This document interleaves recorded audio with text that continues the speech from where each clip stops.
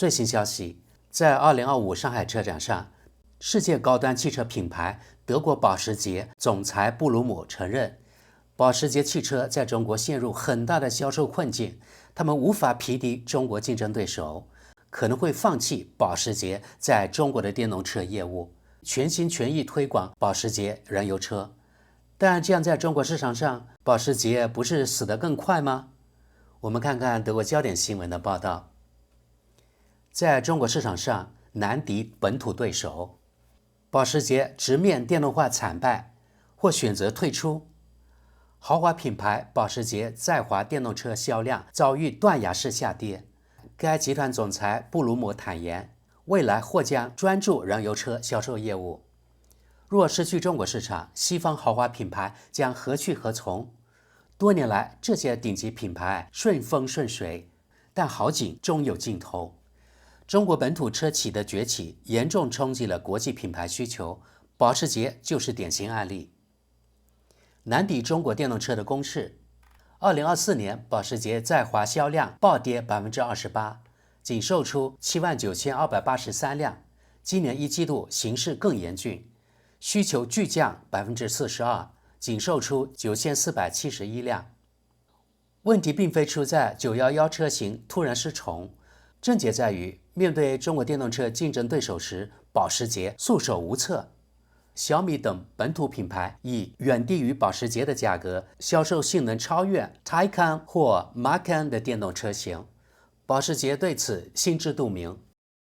保时捷或放弃在华电动车业务，但保时捷并未选择降价或推出亲民车型应战，反而可能举起白旗认输。在2025上海车展期间，布鲁姆承认公司可能短期内终止在华电动车销售，未来2-3年将决定保时捷能否以电动品牌身份在此立足。这位同时执掌大众集团的高管向汽车新闻透露，保时捷纯电车在华销量相对惨淡。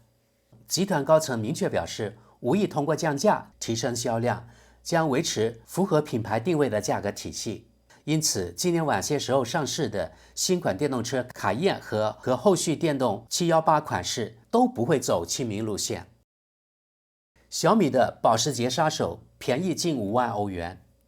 布鲁姆认为，小米 SU7 Ultra 虽拥有1548马力，但作为更廉价的电动车，无法媲美保时捷的驾驶质感。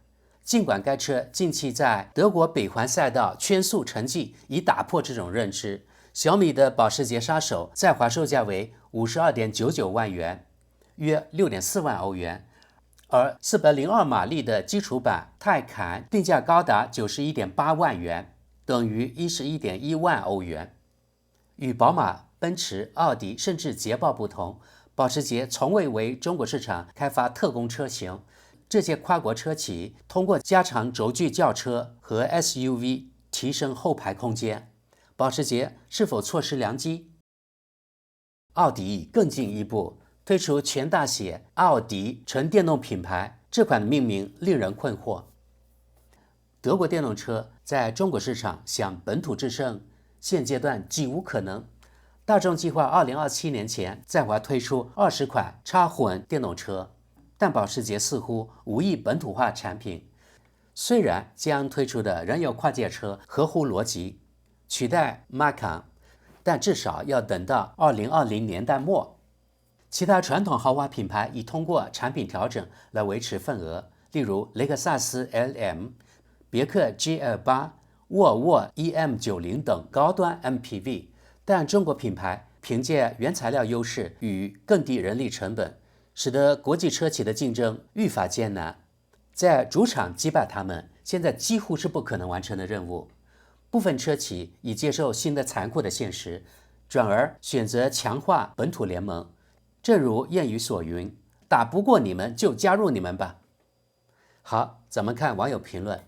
第一条评论，令人遗憾的趋势，要想在高端汽车市场获得生存机会，如今只能压住燃油车了。继续往下，如今连小型车都能爆发出300匹马力，至少能维持几秒。在加速性能方面，保时捷已经很难拉开差距。物理定律给性能提升设定了上限，某些小钢炮甚至能甩开笨重的电动保时捷，实在找不到购买保时捷的理由了。再往下，15年前我在中国汽车行业工作时，当地对接人就告诉我，中国政府将全力压住电动车，并大力扶持本土制造商，只有这样才能打破西方车企在燃油车领域当时近乎无法逾越的技术壁垒。如今在欧盟和游说团体的鼎力相助下，他们确实成功了。但任何深入研究中国电动车全生命周期的人都会发现，这对环境保护毫无帮助。下一则，大众集团带着它的博物馆级车型早已失去国际竞争力，是时候考虑退出市场了。继续往下，真是无稽之谈。大众集团目前仍是全球第2大汽车制造商，凭什么要退出市场？即便最近几个月销量下滑，中国汽车品牌在海外市场的需求也远不如德国车企在中国市场的表现。再往下，保时捷还是老老实实做燃油车吧。保时捷与电动车八字不合，价格贵得离谱，环保性能也不过关。电动保时捷永远成不了经典车，充其量就是个昂贵的工业垃圾。看看中国，手握原材料，工人便宜，还有个高瞻远瞩的政府，全力推动产业发展。反观德国，工会天天喊着加薪减工时，历届德国政府只会把税收大撒币给外国，而非投资本土。如今德国除了毫无意义、不断膨胀的官僚体系，其他领域早已千疮百孔。下一则，中国人现在确实比我们德国人做得更好，甚至超越了保时捷，是时候清醒了。下一则，这就是固步自封的代价，跟不上时代，游戏结束。继续往下，您提到中国拥有更廉价的能源和人力成本优势，但更要看到这些产能过剩是依靠大规模直接补贴，如税收减免，或间接补贴，如超低工业用地价格堆砌出来的。结果就是不得不赔本甩卖。这些产品的本质无非是些经常抄袭的悬库设计，无法持续输出的电机功率，购车时才能达到的电池容量仅限当时，以及标准化测试达标，如碰撞测试，仅此而已。这些车能便宜好几倍卖，道理很简单，但问题在于，当一辆优秀跑车真正的核心特质都无法体现价值时，像保时捷这样的品牌，未来还有什么立足之地？下一则，小米 SU7 近日发生自动驾驶事故，导致3名女性不幸身亡。事发后，政府已明令禁止在公共道路上进行自动驾驶测试。继续往下，显然在中国市场，性价比才是购车的决定性因素。像保时捷这样的身份象征，恐怕只有在德国和美国才能暴力出售。继续往下，在拿不准的情况下，这就够了。毕竟世界其他地区的市场足够大，完全能靠这些市场生存。如果需要额外贴钱，大不了退出某个市场。西方制造商根本不可能达到中国企业的水平，即使在中国本土生产也做不到，因为德国企业可拿不到补贴。所以明智之举恐怕是别再在中国卖电动保时捷了。再往下，从定价策略就能看出，保时捷根本不可能把价格降到中国品牌的水平。德国生产成本太高，很大程度是受工资水平拖累。中国企业拿着巨额补贴，除了比亚迪都在亏损，但亏本买卖做不长久。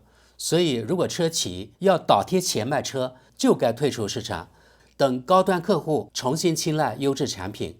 毕竟中国品牌在品质方面还不那么被看好。下一则，保时捷这个品牌数十年来一直和高性能燃油发动机、引擎轰鸣声以及赛道运动紧密相连，正是这种魅力让消费者愿意支付高昂价格。对大多数人来说，电动保时捷已经算不上真正的保时捷了。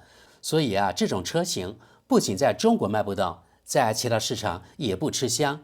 电动保时捷根本不吸引人。你可能觉得这种想法很蠢，但这就是现实。继续往下。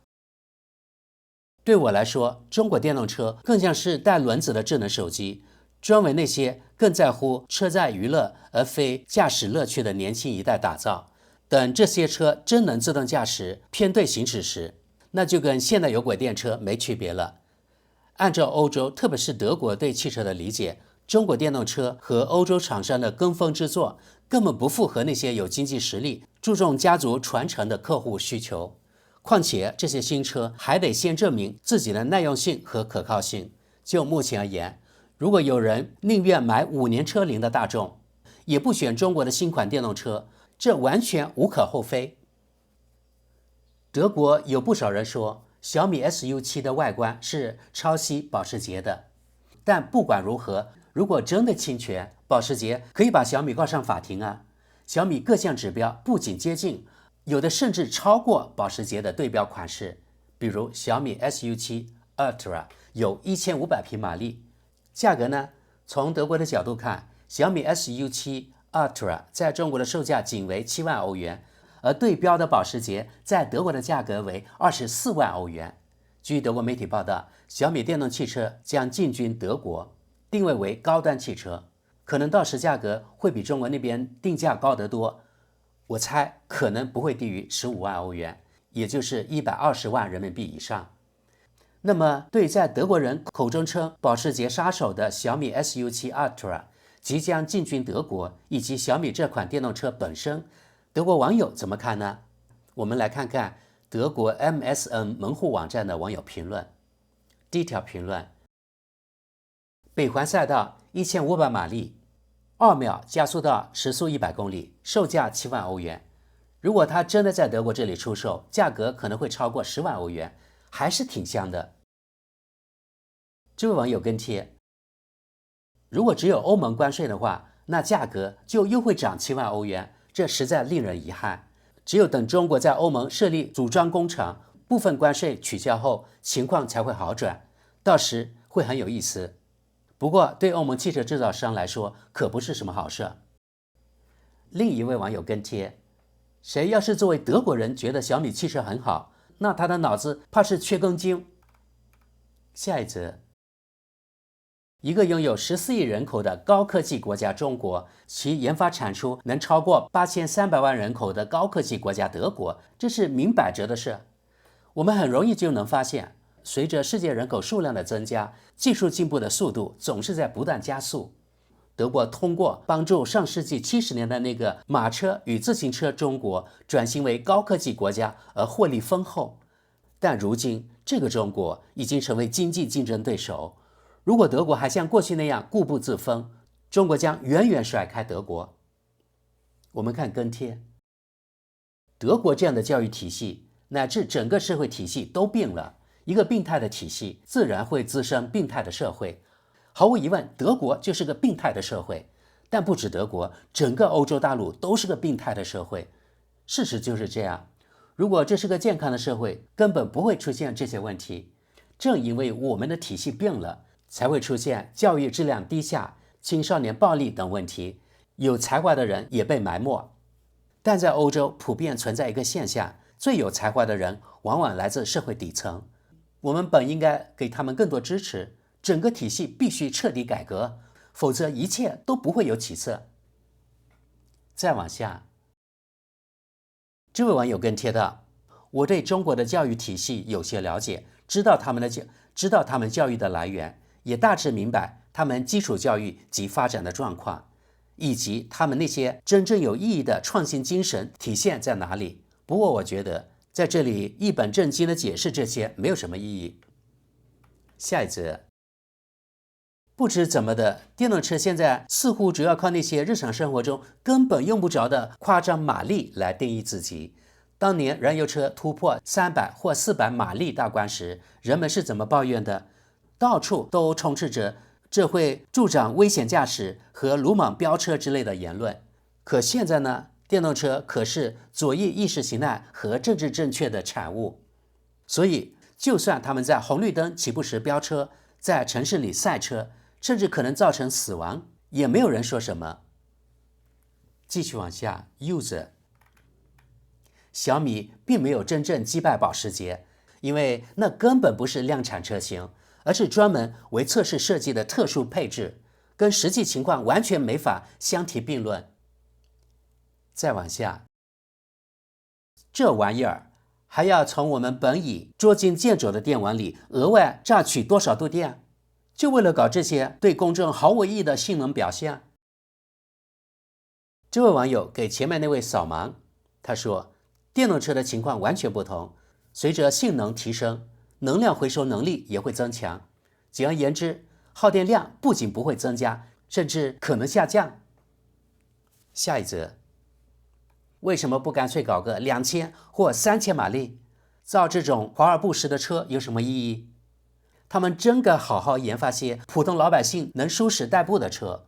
最关键的是，得让低收入群体也买得起。继续往下，媒体这种颠倒是非的报道手法真是令人难以置信。那不过是北环赛道上的原型车测试，性能等级完全不同，说什么击败保时捷？量产版保时捷在完全不同的条件下测试，根本算不上什么记录或胜利。现实情况根本不是这样。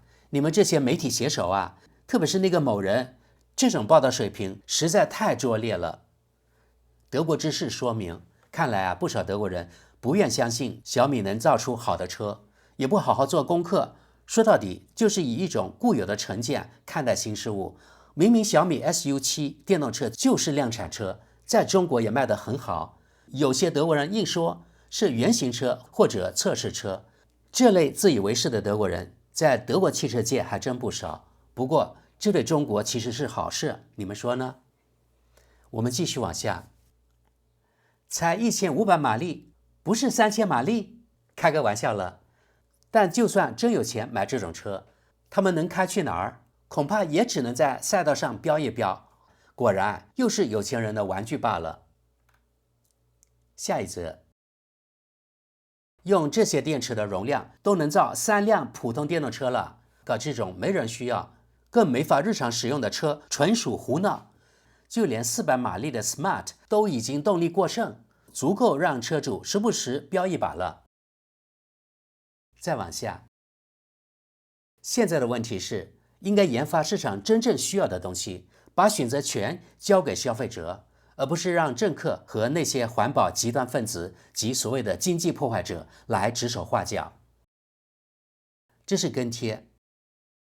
你的意思是中国的一切都不受政治操纵？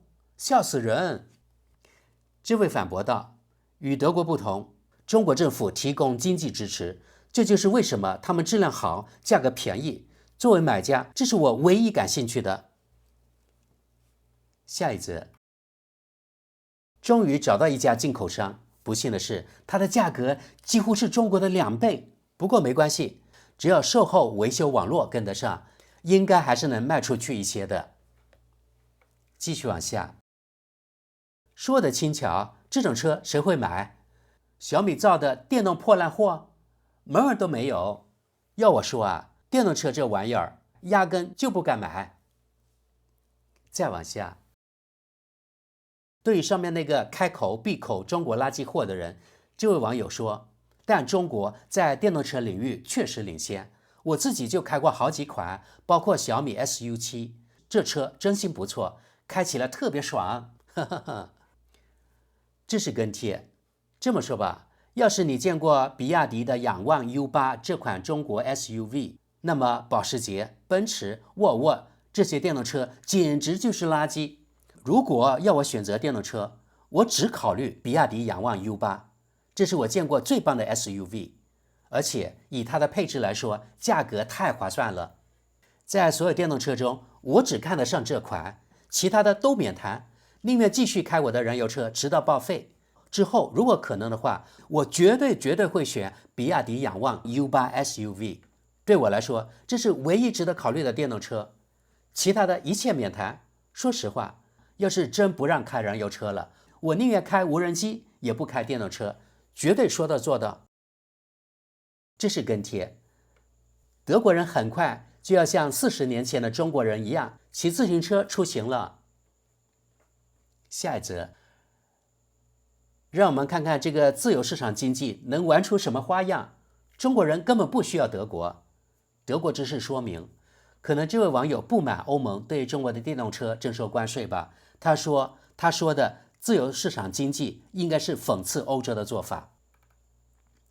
又是跟帖，中国人根本不需要欧洲，他们在欧洲有塞尔维亚和匈牙利就够了。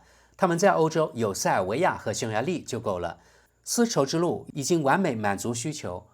中国现在是全球技术最先进的国家，想想看，中国人已经在用 AI 控制的机械全自动修建高速公路了，完全不需要人工干预。欧洲什么时候才能用得上这种技术？2035年吗？再往下 reiner Zufall， 中国人太懂我们需要什么了，只要营销造势够猛，绝对能成为爆款。我们看最后一条评论，任何购买中国汽车的人都是在拆德国经济支柱的台。好吧，各位朋友，今天就到这里。确实呀，越来越多德国人也意识到中国在科技方面已经很厉害了。前面那位网友甚至说中国现在是全球科技最先进的国家，不知道你们怎么看？